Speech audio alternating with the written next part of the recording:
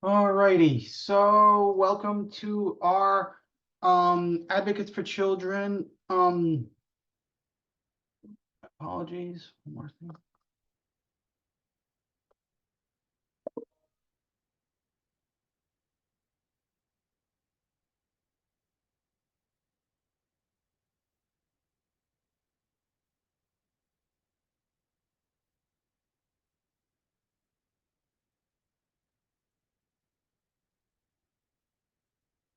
Sorry about that. Just making sure I have the chat available so I can see any questions or chats. Okay,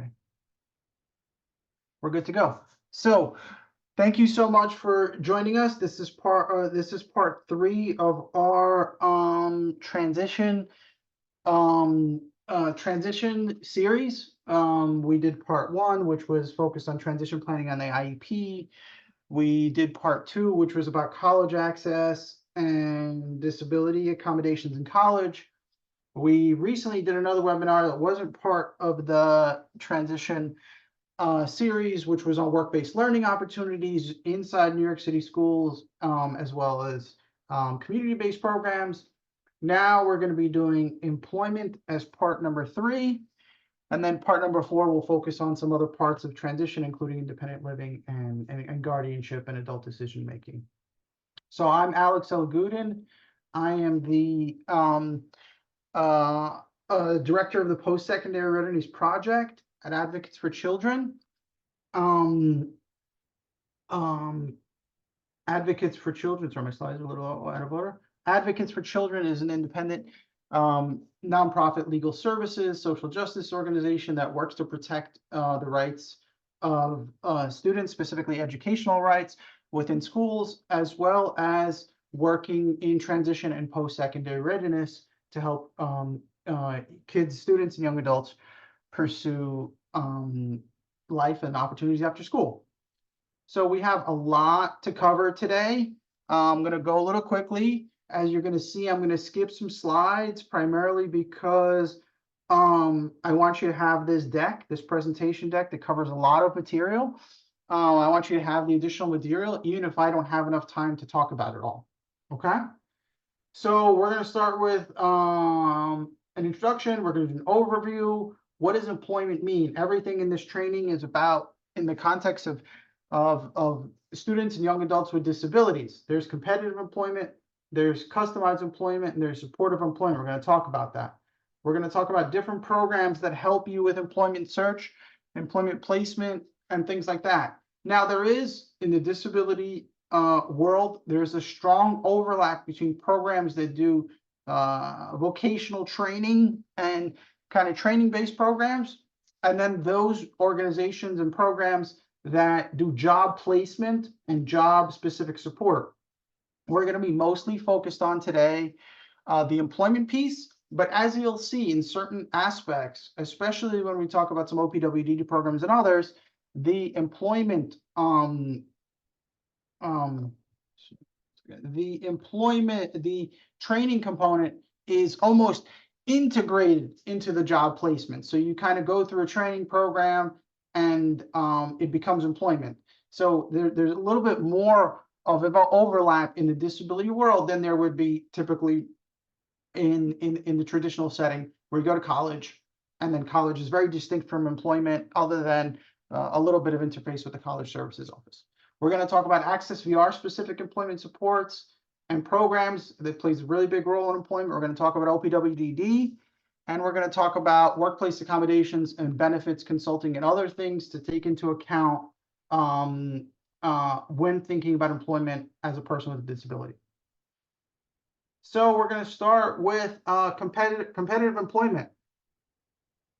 Competitive employment refers to traditional mainstream jobs in the open labor market. This is the same kind of job that in my situation, if you're a professional on here, that you get a job is posted, you apply through it, there's an interview process, there's a resume you submit, and the employer picks who they feel is most suited for the job. You work alongside your non-disabled peers, you compete for the same jobs, you perform similar tasks, you must be earning at least minimum wage, and you must be getting the same workplace benefits. That is traditional competitive employment. In a few slides, we're going to talk about supported employment. That is very different. That is employment that is set up for you through a government agency. That is an employment where you have a job coach who's with you all the time or a lot. So that looks very different than the traditional competitive employment that we know. So in terms of supporting individuals with disabilities for competitive employment, there are numerous programs that help you find the actual employment.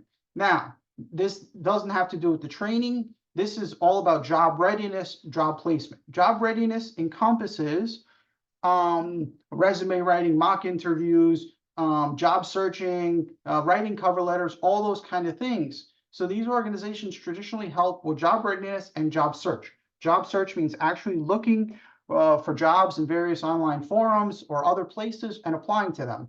Bridges to Work is a nonprofit organization that helps primarily with private sector jobs. They work with young adults with disabilities. They have counselors who help you look through online job boards, identify those jobs, apply for them, and keep looking through and keep searching through those jobs. Keep applying to those jobs. Excuse me.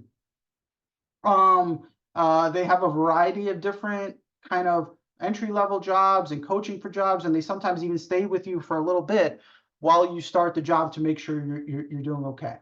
And again, what makes them unique is they are tailored to students with disabilities, young adults with disabilities. They know about disability issues and how it works. Then we have NYC at Work. This is a program run by the mayor's office. I have a whole slide on it, so I'll talk about it more about what they do specifically.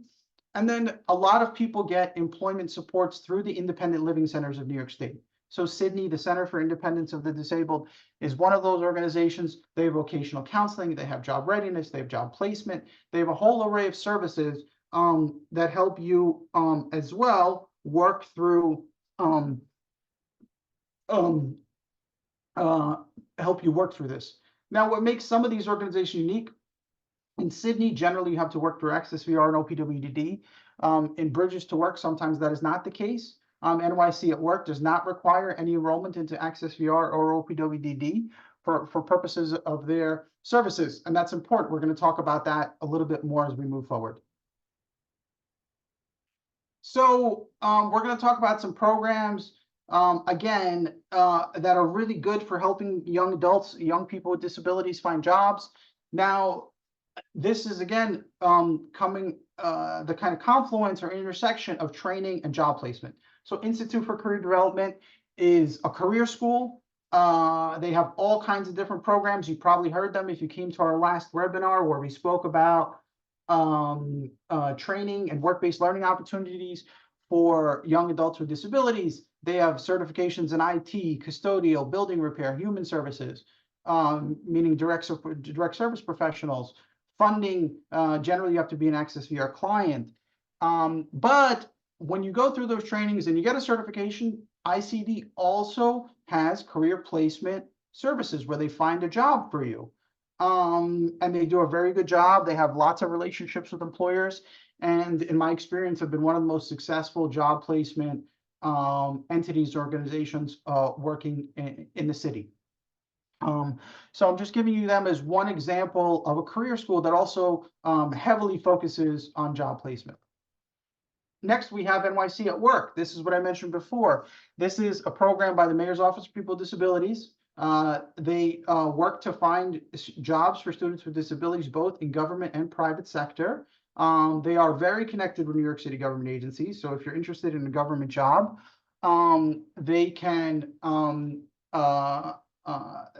be a great resource. So this is a program you sign up for. You reach out to the mayor's office. You ask to be signed up for NYC at Work, and they get you a job counselor who works with you on finding employment and things like that. And what makes NYC at Work unique is a lot of employers, they have partnerships where they have their own job board. So you can apply through NYC at Work's job board, which kind of pre-identifies you in a good way to an employer as someone who's applying with a disability. as you see on this slide, I'm not going to go everything just because of time constraints, but they have eligibility criteria. They work to make sure accommodations are provided, not just as part of their services, but at job interviews and at other things like that. We're going to talk about workplace accommodations and accommodations during the employment application process later as well. So this is NYC at Work, a great resource. They have found a lot of people jobs in New York City, especially the mayor's office and Workforce One. There's a new center being opened up. It's not fully, it's running, but it's going to be even bigger later this year. It's called Workforce One in Brooklyn, which is New York City Department of Labor and Consumer and Small Business Services. They're going to have a career center there focused specifically on students, on young adults with disabilities, and they're going to be taking a kind of the NYC at Work, the New York City angle of helping young adults with disabilities to find jobs to the next level. So stay tuned for that. Really excited. The mayor has allocated, I think, $10 million to this job placement program, and it's going to cater heavily to young adults with disabilities.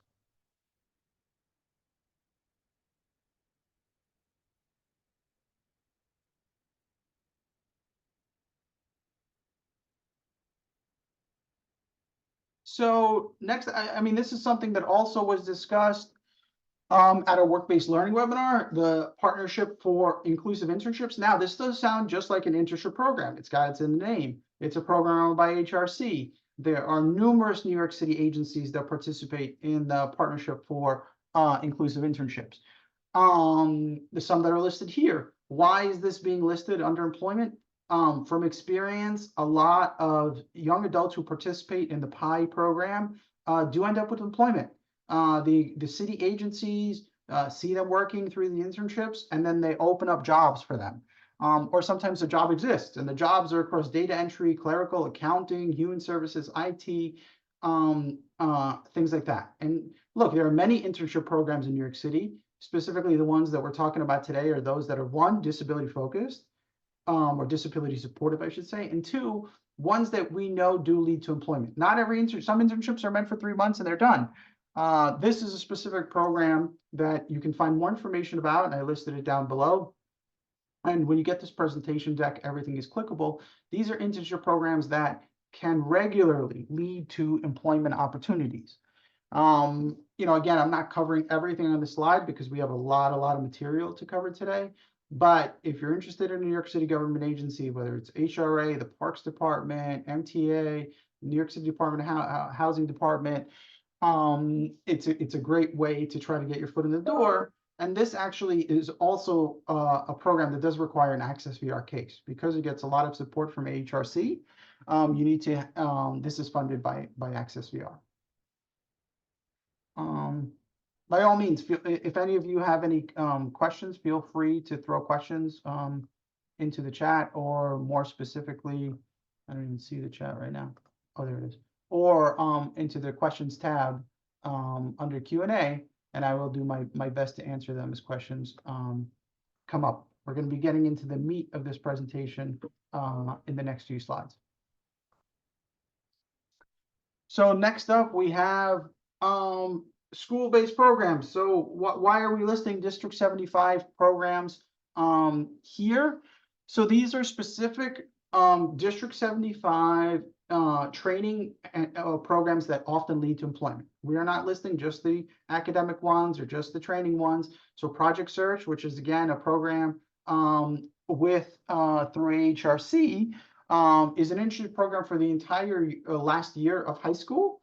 And it regularly leads to employment. It's a great way to take a path to employment. You can learn a lot more about Project Search on HRC's website or by Googling it. The District 75 has the paraprofessional and teacher aid program. This is a 1 to 2 year training program at the end of your kind of towards the end of your high school career. And again, why is it being listed here? Certain students can earn a certification as a paraprofessional, and oftentimes this program does lead to employment as a paraprofessional, either in a standard assessed D1 through 32 school, or as a D75 teacher's aide in a classroom. And last but not least, the food internship program that D75 offers. Also, similarly, students get to work in lunchrooms and help out. And although it's an 11-week internship program, a lot of times this is a work tryout. And if there are opportunities for employment, students can get jobs, actual employment in school cafeterias or in school lunch services. Next up, I'm going to talk about vocational training, but this is really about employment of co-op tech. Co-op tech is a big CTE school. It's a half-day program for students enrolled in the DOE. There's a big site. The main site is on 96th Street. It has more than 20 programs and certifications across culinary, electrical, health, tech, automotive, construction. It's a half-day program for many students in high school. Why is this slide here? Co-op tech is very good at placing students in employment opportunities. A lot of students that graduate with certifications from co-op tech go directly into employment opportunities. And that's why we listed here as a really, really great employment resource within kind of the school system. This is specifically within the DOE system, and so is it before. Now, if you kind of see where this is going, all these programs still relate to competitive employment. We're still in the world of competitive employment, whether you're talking about these programs or PI programs or any of these slides that I have already covered. These are ways for students and young adults with disabilities to find employment programs through various competitive means, meaning they're working alongside their non-disabled peers. Yes, all the slides will be shared. The deck will be shared with you, and the video will go live on YouTube as well. I just saw that question pop up. So all these programs are competitive employment programs. We're going to be talking about customized and supportive employment a little bit down the line in this training, and that's a very different world. But even in the world of competitive employment, as you can see, there's many different pathways that are tailored to students with disabilities, and there are many different programs that help young adults with disabilities find competitive employment. This is some additional programs.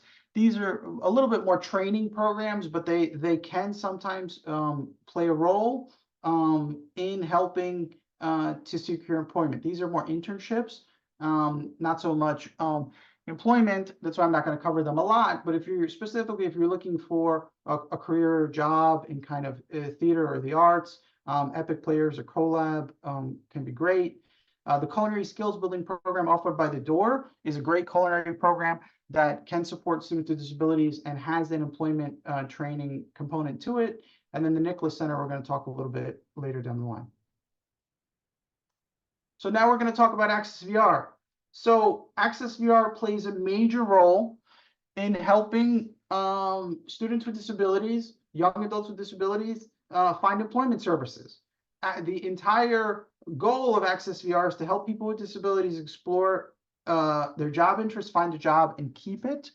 Access VR does this through a variety of providers. I've just listed a couple. Some of these organizations cater specifically to students with autism, some cater specifically to students with IDD, and some cater to students with other disabilities, physical disabilities or others.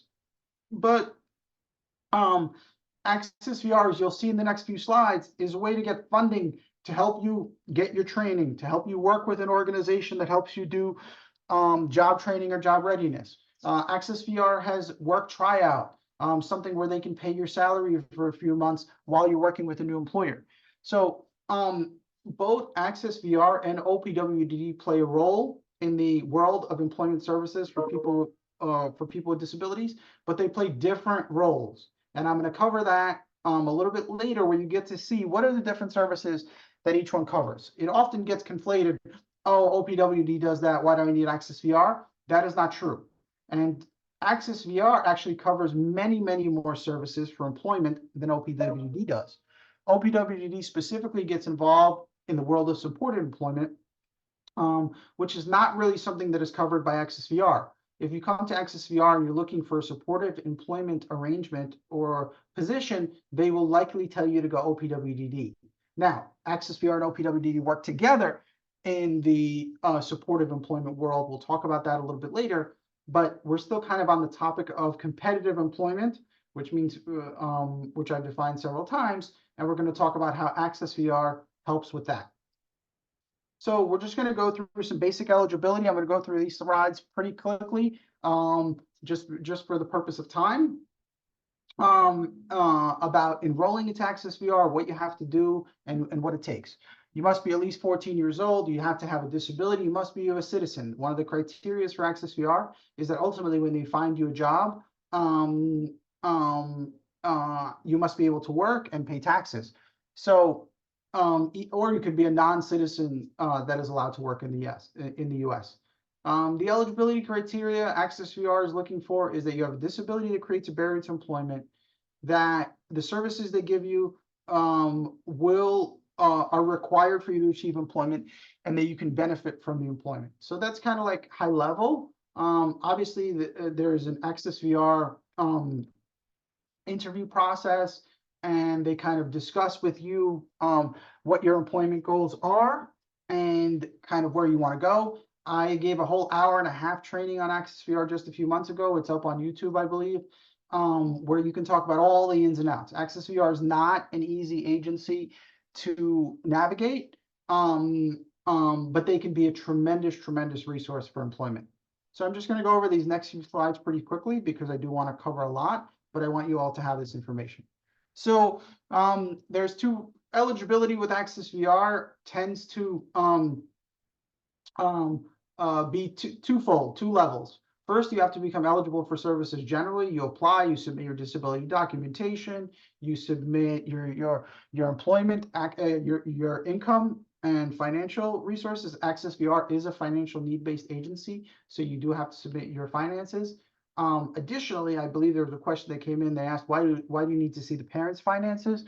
If it is based on your household income. So if a student is still living at home and being filed under parents' taxes and under a certain age bracket, Access VR has a right to request finances from the family in general. That is very different than services like OPWDD, which is entitlement program, and very different from special education, Medicaid, or other programs that are not qualifying eligibility or not financial need based. So once you get eligible for Access VR, then you have to be approved for each service type. As you're going to see in a few slides, Access VR offers probably 20 different services.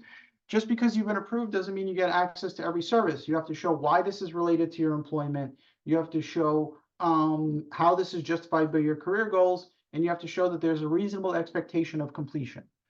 Other considerations when going to Access VR is, what if you're already working? Yes, you can still apply to Access VR. You may be underemployed or have another career goal. You'll just have to explain to them why that is. You can be in college and receiving Access VR even if you're working, or college could be your goal. Generally, Access VR does prefer that you live in the community. If you're going to be applying while you're living in a group home, you have to show how you'll still be able to work and access your workplace through the job or career goal. And similarly, other factors like being travel trained. Access VR is going to ask a lot of questions about, hey, we're going to give you this money. We're going to pay for you to go to college. We're going to pay for your vocational training. We're going to get you all this equipment. We want to make sure that at the end, it ends up in a job. So I'm not going to spend too much more time on Access VR. I'm going to go through these slides a little faster. There is a financial need-based review, and I'm not going to cover that too much today. We're going to talk a little bit further down the line about how OPWDD sometimes works together with Access VR for supportive employment. But for now, it's just important to know that you can have Access VR and OPWDD services at the same time. And although people think there's a lot of overlap, there actually is less overlap than you think, and we'll talk about that a little further. So this is the application. Submit your application. You get an interview with a counselor, and then you create at Access VR what's called an individualized plan of employment. Sounds very close to IEP, but it is not. It is an IPE, and that is kind of a contract between you, Access VR, that you continue to work with, explaining your career goals and what services they'll be paying for. And again, some of these vocational training programs, college programs, vocational counseling, job placement programs that Access VR pays for through its providers can cost many, many thousands of dollars. So that's a pretty big deal. And then you'll see some of the other things they pay for in the next few slides. These are just slides with some basic information you need to apply to Access VR. This is a slide that covers what services you can get during high school. This is more about career exploration, career discovery than actual employment. But it's important for you to know in high school, you can get Access VR services. Here's pre-ET services, pre-employment transition services. Here's a list of those: career work experience, career exploration. It's a variety of classes. There's also individual one-on-one consulting that you can get as part of pre-ETs, which I should add to the slide actually, that can be really helpful in students figuring this out, which you can get while in high school still with the DOE. Also, public benefits counseling is something Access VR offers. It's not just useful in high school, but it can be useful at any point in your employment search. Then you need evaluations, specifically, when you need evaluations for accommodations in college, accommodations in school. Sometimes it's important. Even for Access VR, let's say you have a disability, but it's not documented well, you don't have evaluations. Access VR will pay for you to get a new evaluation that can support the services you're requesting from Access VR. Very important tip I want to explain here, taking a slight veer, is sorry, one second.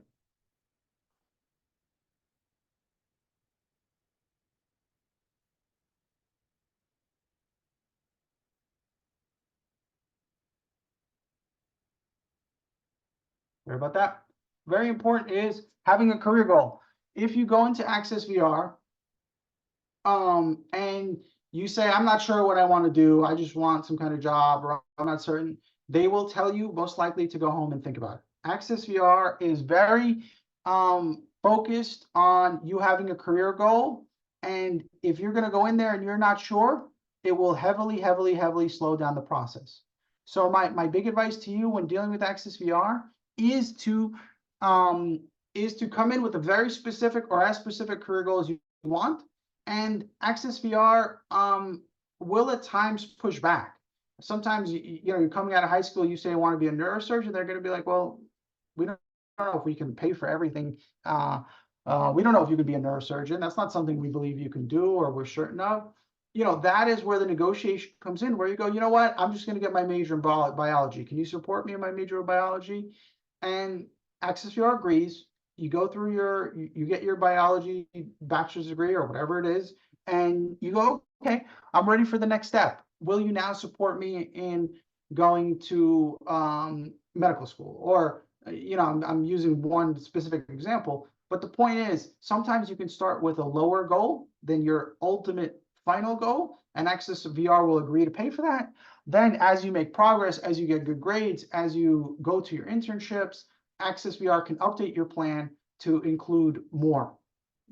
But you have to come in with a specific career goal, and don't be deterred by Access VR if they tell you, hey, we're not sure, your assessment doesn't really show that you can make it through that, and all kinds of other things. Use them incrementally, and you can consistently update your individualized plan of employment and what Access VR pays for. So what's important, this is a list of lots of services that Access VR offers after high school. These are really important. They have providers that provide all these: vocational counseling, guidance, job training, coaching support. You need a laptop for your job, fine. You want to be a cook and you need to buy some kind of very expensive culinary equipment, Access VR will pay for it. You need certain modifications to your home so you can have a home office where you provide that, fine. Your employer, your place of employment needs an accommodation of a special desk or some kind of special assistive technology, Access VR will pay for it. You need help with college tuition, Access VR will pay for it. So that anything and everything you can, well, let me not say everything. A lot of things related to what you need for employment to be successful, if you can show to Access VR that it's necessary for you to have a job, they can potentially pay for it.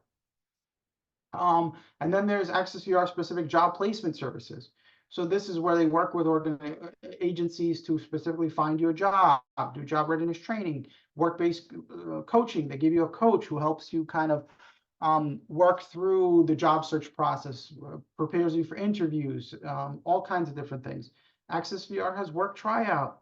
This is where for several months you can go to work at an employer. Employer's not sure if you're a good candidate. Access VR will pay your salary for 3 months for the employer to get comfortable with you.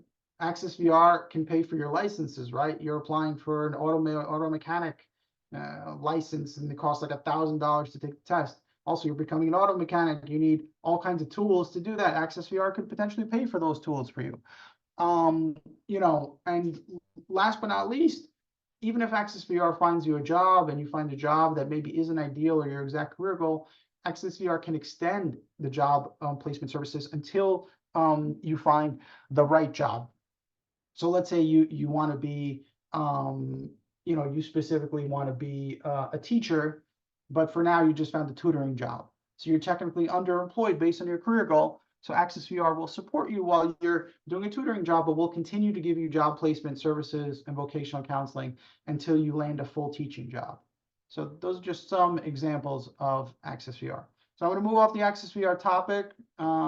This is just some slides about what an individual plan for employment is about. This is different service tips for dealing with Access VR. I've spoken about some of these already. Access VR takes a very long time, so please make sure you apply at least 6 months to a year in advance because it won't be retroactive. And again, a lot of this information is covered in my Access VR training, in our Access VR training, which is from a month or two ago. Again, you have to, and last but not least, you have to follow up with Access VR. One of the biggest things that I see happen to clients is their cases get closed with Access VR. They apply, they don't check in with 6 months. I recommend you check in with Access VR every 3 to 4 months. What's going on? What's my application? Even if you have a meeting and your counselor agrees to something, you haven't heard in 3 to 4 weeks, hey, what's going on? Is the service in place? You have to follow up. A lot of times, counselors don't chase you. Maybe they call you once, you don't get the call, they close the case. So it's very important that you stay in contact with your Access VR counselors. If Access VR denies your services, you have the ability to appeal. That's on this slide. DRNY, Disability Rights New York, assist clients with their appeals for Access VR services. And there's all this information is for you to look at after this training. Next, we're going to talk about supported employment. Supported employment is a big kind of somewhat mysterious topic for some, not for others. So all this falls under the world of OPWD generally. Some of it intertwines with Access VR. We're going to talk about that in a little bit. What is OPWDD? OPWDD provides services to people of all ages. I'm sure you've all heard of it with intellectual and developmental disabilities. OPWD has an array of employment and pre-employment services that are offered through providers. On this slide, I've just listed a few: HRC, Nicholas Center, Goodwill, Birch Family Services, Adapt Community. These are all providers that work in some way, shape, or form in the world of employment and training services. Now, it all falls under a big category in OPWD: the training, the placement, the internships. It's all kind of lumped in. Which sometimes makes it a little confusing because it's very different in the world of even competitive employment or even in the world of those without disabilities, because their internships are different. You know, they get that somewhere, then where they get their job is somewhere else, where they go to college is somewhere else, and everything's kind of separated. But in the world of OPWD, there's certainly a lot more connection and synergy between all these services, and we're gonna talk about that in a bit. And also, we're going to talk about supportive employment and customized employment. So remember, I mentioned at the beginning, there's competitive employment. We just spent about the last 30 minutes or so on competitive employment. We're going to spend the next 10 to 15 minutes on supportive employment, and then we're going to finish up with workplace accommodations and benefits counseling and work incentive programs. So supportive employment is actually a form of competitive employment. Because you are getting it in a competitive employment environment in an integrated setting. However, what makes it supported? You have ongoing support services for an individual with a disability. So that traditionally means a job coach.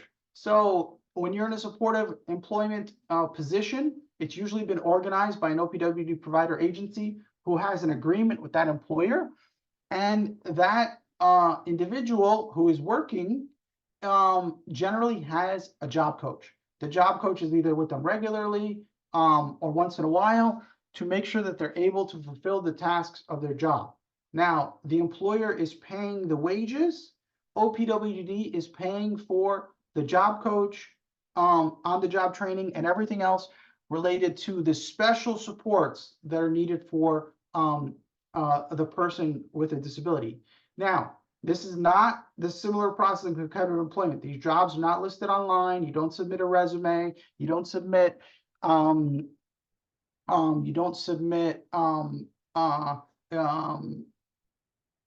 oh, sorry, did my video come off? That's fine. You don't go through the general channels. You work through an agency that has relationships with employers. The agency places you. They don't place you anywhere you want. They discuss what are your interests, what are your abilities. They work through different assessments, and they kind of find a match that works. This service is generally provided through OPWDD and Access VR. So OPWDD pays for the job coach, pays for the supportive employment aspects of it. Sometimes Access VR participates in the early parts. They participate in finding the job. They participate in some of the training, some of the things that OPWDD doesn't pay for. So I listed them on the page before, but the Nicholas Center is listed here as somewhere that works with a lot of different places and can help. And here is JobPath, which is listed here, but it's actually going to be featured on an upcoming slide. JobPath does a form of supportive employment called customized employment, and we're going to talk about that in a few slides. But this is all to try to get you to understand the difference in supportive employment from competitive employment. Also, supportive employment, as you'll see, sometimes happens through day hab programs, where day hab programs have established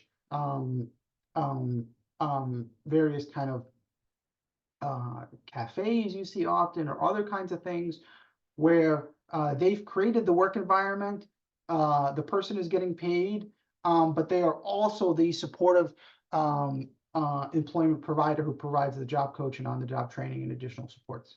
So again, this is just a slide that shows two organizations that do a lot of this: Adapt Community Network, AHRC, not here, but HRC does a lot of it, and the Nicholas Center.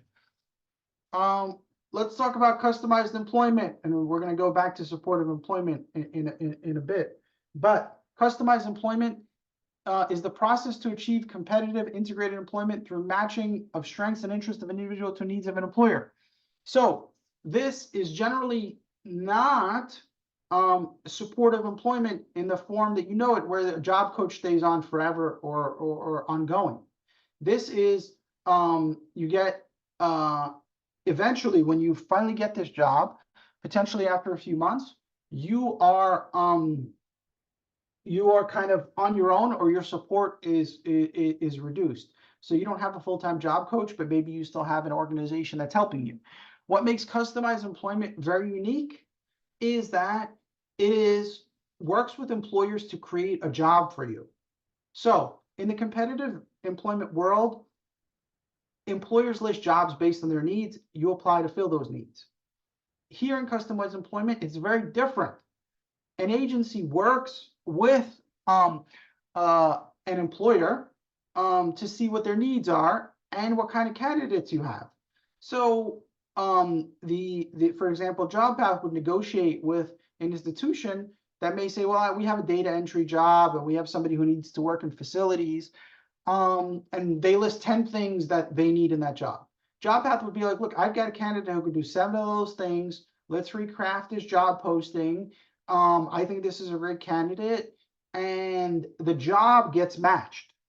So it's kind of an in-between. Supportive employment is with very specific employers that work with OPWDD. Supportive employment has like lots of ongoing supports. Customized employment is kind of in between competitive employment and supportive employment, because the employers you're working with are not OPWD providers. They don't have ongoing relationships with OPWDD. The employer is just someone who's agreed to tailor jobs specifically to candidates with the understanding that they have some disabilities. So this still includes job coaching, but it's not ongoing job coaching. This includes assistance with skill development, on the job training, but even though it says that on the slide, ongoing support, I really should write limited ongoing support, because it is not as extensive support as, for example, supported employment. So JobPath is one of the pioneers in this field. JobPath has a very long wait list. It's several, I believe it's a year or two, but JobPath works with many other organizations that have gotten into the customized employment field, and customized employment is covered as an OPWD service. It's covered under the supportive employment umbrella of paid services. JobPath is very successful at placing folks. They work with many partners, I believe over 100, and it can be really, really good for people with specific types of disabilities where they need a job tailored to them. So we're going to move on. But customized employment, big deal. It's only been around for, I don't know, JobPath will tell you it's been around forever. But in terms of me knowing about it and seeing it really, really come to fruition, maybe a decade or so, maybe two. Here's more about JobPath. I've already spoken about them a lot, so I'm not going to cover a ton of this, but it's for people with developmental or disabilities. Services are a combination of Access VR, OPWDD funded.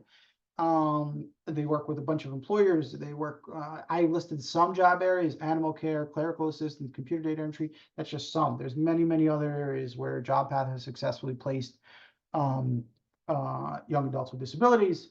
And they run the consortium. So there's about 10 other organizations in customized employment that do get assistance from JobPath to become skilled at this art. I mean, customized employment is really, really an art. It's a negotiation between the agency and the employer in trying to find the right match. Just kind of going back to a little bit and taking a deeper dive into supportive employment and employment services offered by OPWDD. Generally, employment services under OPWDD fall into three categories: supportive employment, the employment training program, and pre-voc services. Most organizations, whether it's the Nicholas Center, ADAPT Community, offer all of these. These are various steps in the employment supports process that OPWDD pays for. So pre-voc is for individuals who kind of need more job exploration, need more skill development, and kind of enhancing their vocational interest. I probably should have put that first on this slide. Then there's the employment training program, which takes a deeper dive into actually internships and experience, building your employment skills and job readiness. And then comes supportive employment. Once you've kind of gotten ready and kind of built the skills and developed them, and you want to go into an ongoing competitive employment program with a supportive structure, then you go into SEMP, what we call SEMP, or what OPWD calls SEMP. Generally, this is when you transition from Access VR. So Access VR may participate in some of the search and skills building. And once you get to supportive employment with the ongoing job coach, that's when the services kind of transition. So again, I can give an hour-long, 2-hour-long training just on supported employment, but this is all meant to give you all an idea of what's out there and how some of these things work. This is just a slide to show you a little bit about the intersection of Access VR and OPWDD services. What's interesting is on the right, you see OPWDD and traditional Medicaid services, medical services, therapy, care coordination, community rehab, day rehab, residential, respite, home care, housing. Then when you see Access VR, these are all employment-based services or employment training services, college tuition assistance, college supports, competitive employment, vocational counseling, transportation to work, although they won't provide it forever generally. Then in the middle, you kind of see places where they both either provided or they work together. Supported employment, job coaching, internships. Now, the job coaching piece is OPWD is long-term job coaching. Access VR pays for short-term job coaching. Internships, assistive technology, both services can pay for EMODs or assistive tech. Both pay for job placement, both pay for evaluations. So it's still a little confusing because there is overlap, but this is meant just to help you think a little bit about which is which and what falls where. So we're going to finish up with just a couple slides and some other kinds of training programs that are either OPWD community based and or in the kind of non-traditional sense via self-direction, or in the traditional sense through supported employment services. So what makes these unique is they are both training and employment services. So Yes She Can is an organization, is a nonprofit organization that focuses on training and employment for young people with disabilities. And specifically, what do? They work in the, I think, with American Dolls and kind of the retail sector around dolls. And yes, it is a training program, but it is also an employment program. You can get paid for the services you provide through the organization. Similarly, Invictus Bakery, which exists in Brooklyn, and I have a whole slide on them coming up. They're a culinary training program, but when you go through the training and you kind of get to the next level, Invictus Bakery has a hire me service, which is where you bake for clients and you get paid, and you do all kinds of different things that are actually on a paid basis. So again, there's a lot of overlap between kind of training and employment in these kind of services, which are catered to either students with autism or students with IDD. Tech Kids Unlimited, similarly, is a program focused on technology and computer skills. And yes, there are workshops, classes, internships, all of which you pay for. But then there is an employment aspect. They have an agency where you actually do graphic design, computer coding, and other work for clients. Now, these programs are not free. Even though you're getting paid, because there's a significant level of additional support, trainers, coaches, instructors, these need to be paid for either through OPWD self-direction or through OPWD supported employment or pre-voc or some other kind of category. And in some cases, Access VR can also throw in funds for this. Harvest Cafe is kind of like a more traditional supported employment model. So it's run by an agency, but people who attend the agency is called A Very Special Place. People who attend the agency's day have program are also able to be employed in the Harvest Cafe model. This is on Staten Island, and they work in the cafe as part of the day have program, but they get paid via supported employment for their work in the cafe. And similarly, or kind of another organization that is fully focused on employment, it has some vocational training, but is mostly an employment program, is Spectrum Designs. I believe they're in Westchester. I don't remember exactly where they are, but they're somewhere right within the vicinity of New York City. They do t-shirts, apparel, customized t-shirts, customized promotional materials. And it's an integrated employment setting where there's people without disabilities who work there, as well as people with supported employment, people with intellectual disabilities or autism who work there.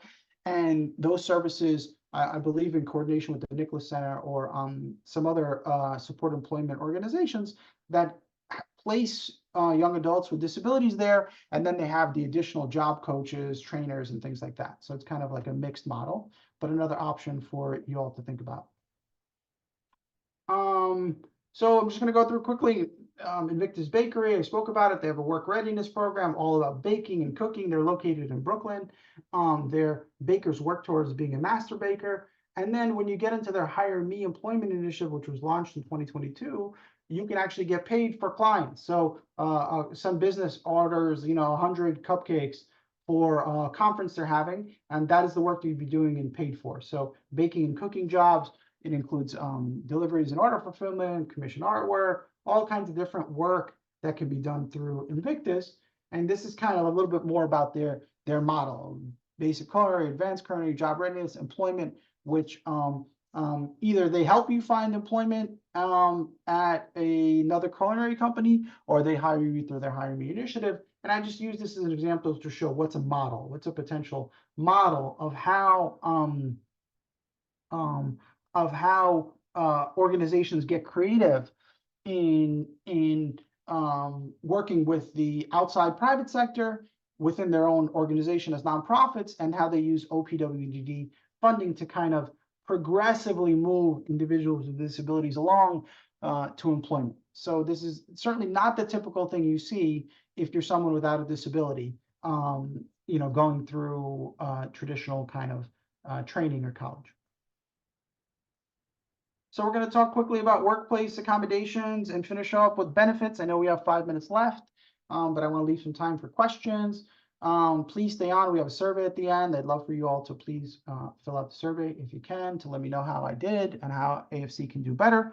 But job search accommodations in the midst of doing interviews, or if materials are being sent, or websites, generally the law, the ADA specifically requires that you get accommodations, whether it's an ASL interpreter, whether it's extended time, whether it's digital accessibility, maybe you use a screen reader and the company's not providing you documents in alternate formats or in digital text. So very important, you can ask, and this is within the world of competitive employment. We're back in competitive employment.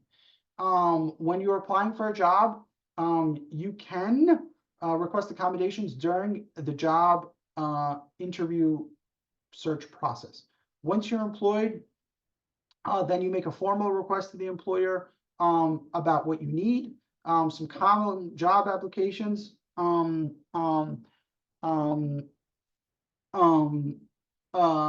common job workplace accommodations include assistive technology, screen readers, all kinds of software, physical adjustments, ramps, elevators, special furniture, high adjustable desks, flexible work arrangements, telecommuting, flexible scheduling, reduced hours. Again, your disability has to justify this. There's a lot. I could give a 2-3 hour training on workplace accommodations. I'm going to add some resources at the end when I send this presentation deck to you all. But I'm just covering it literally in one slide. Communication assistance, sign language interpreters, captioning, accessible documents. Again, all things you can get at the workplace. Environmental considerations, lighting, noise control, fragrance-free policies, things like that. This is a very, very high level list. There's a lot more information on the kind of accommodations you get at work out there. You can get at the workplace. Self-disclosure. Self-disclosure is kind of a big deal. A lot of people often ask, do I disclose that I have a disability before I go into an interview? It's a very personal decision. I think the world still isn't fully or the disability community still isn't fully committed one way or the other. Do you self-disclose every time? My recommendation is, I think self-disclosure is very important. You want to know what you're getting into. You want your employer to know what your needs may be. The employers are legally obligated not to hold your disability against you. But you want to be in a place where you're accepted, where your needs are met from the beginning. And I believe in self-disclosure in my own job search through life. Sometimes you need to self-disclose because you need an accommodation. Other times you're like, well, I can survive without it, and I don't want to tell them I have a disability because I think there's a stigma. And it is. I will not tell you that that's wrong. There are still many places in the employment world which is very competitive and fierce, where we're still working through making sure as a society, are making sure that disability stigmas are going away. But it's a real thing. So again, there's a lot of podcasts and specific trainings just on self-disclosure alone. So I encourage you all to get more informed on self-disclosure of disability. But that's all I'm going to cover for today. Last but not least is benefits and work incentives, and we'll be done. Some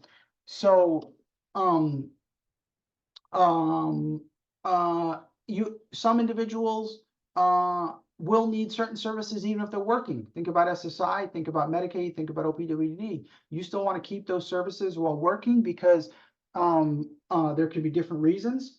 There are absolutely ways to do that. You need to go through benefits counseling that is available through Access VR. There are various community organizations that provide it, like Sydney. There's also Work Without Limits, which is a national organization that kind of talks about these things. It's important to understand when you start working and making income, keeping your Medicaid and your health services is a little easier, still requires some significant work. But if you want to keep financial assistance, if you're getting $900 from SSI and you want to work and keep that, it's much harder because technically you're working, you have an income. Why do you still need the financial assistance? There are some ways to keep it.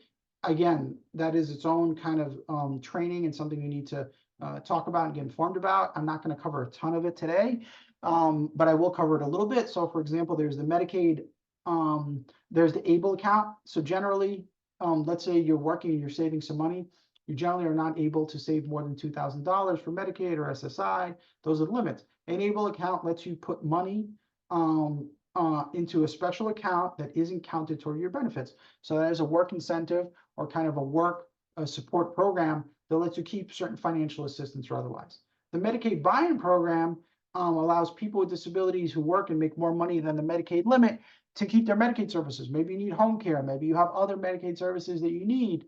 So the Medicaid buy-in program is a special way where you can have services, maintain health services while still being employed. So last but not least, we're getting to some of our last slide here.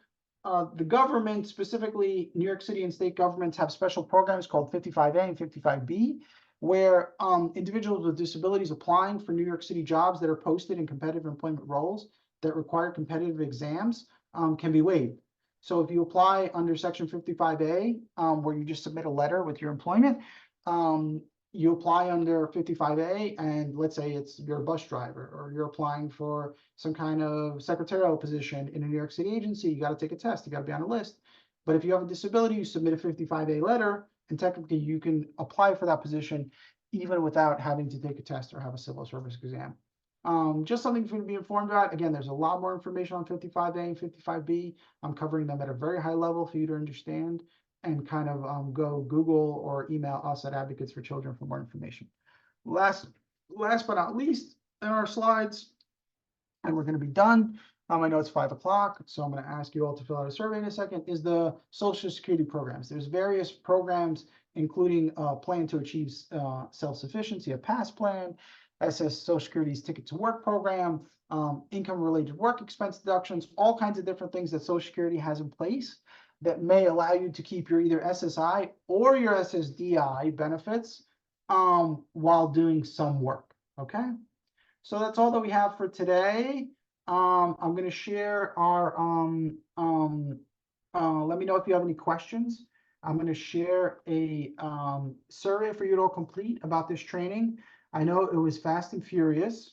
We covered a lot of material at a high level, but it kind of goes to show you, I'm going to send you the link in the chat right now, goes to show you in the world of employment for people with disabilities is big in terms of so many different opportunities, so many different pathways. Here, the survey is in the survey's in the chat. Please take a few minutes to complete it. I didn't even cover a true introduction. We all know that the employment rate for people with disabilities is very low. It's less than half of what the employment rate is for people without disabilities. I could have spent 15 minutes just talking about the challenges and what we know is underemployment and not enough support for people with disabilities in the employment world. And even though I spent an hour going through many, many resources, we need to do more. Our society, companies, employers need to reach out to people with disabilities. They need to be more welcoming of people with disabilities. They need to understand their responsibilities under the law in terms of serving people with disabilities. So we certainly have a long way to go in terms of having a truly inclusive workforce where people with disabilities are employed at similar levels as those without disabilities. But where there's a will, there's a way to some degree. And some of the resources I've shared with you today, hopefully will get you thinking a little bit about, oh, I can go to this agency, they can help. Oh, there's a special program for this. Oh, I have an intellectual disability. Maybe this organization is the right one for me. This was not an extensive training on every single thing that's available for adults or students with disabilities for employment. It was just meant to give you an idea of different categories and some of the providers that we know and have had good experiences with. And there's certainly much more than that. So maybe in the future we can do an employment kind of level 102 training where we dive into, we spend an hour on the competitive aspect of it, competitive employment, or maybe we spend an hour on supportive employment on its own. But I hope this was helpful to you all. Again, please fill out that survey. I'm not going to close the training until the survey, just to give you some time to complete it. The survey helps us a lot in terms of understanding how well we did, what did we cover, what did we not cover, and things like that. This presentation deck will go out to you all, hopefully in the next week or so, anyone who registered for the training. So please utilize the deck as you can. Also, almost every resource we had in here had a live link. So if you click on it, whether it's Invictus Bakery or somewhere else, you'll be able to click on the link and go to the organization itself. This is one of the few webinars or trainings that I've ever done where I haven't gotten a single question. Did I do something wrong with the technology and I didn't see the questions? Or were there really no questions? Or does that mean I did such a good job and covered everything you could ever ask about? But feel free to throw your questions in the question box. Or if you want to say something. Thank you, Cindy. I appreciate it. Usually when the questions come in, that gives me feedback. Here I was, it was just, but thank you. And all right, I'm going to give it another 30 seconds. Please hit submit on those surveys. Last but not least, you can always reach out to us at Advocates for Children. Please call our helpline. Please email us. You can reach my team, our team specifically, the post-secondary readiness team, which focuses on employment. Most of Advocates for Children is, for those of you that know us, works within the world of kind of the DOE and education.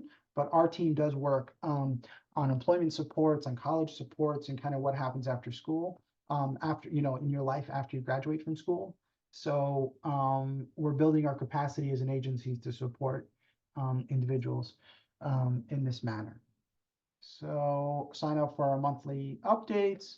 Please share these resources with your friends or families or colleagues. We're here to help. So I wish you all the very best. Thank you for joining us today.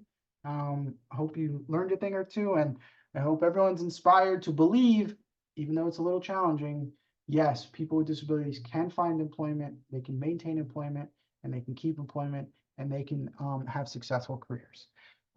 If I didn't say that enough today, everything that I said is within the context of I truly believe that it's possible. I've seen many people with disabilities be successful at it, and I encourage you all to pursue meaningful employment if that is a goal and an interest for yourself. All right, everyone, take care. Have a great day.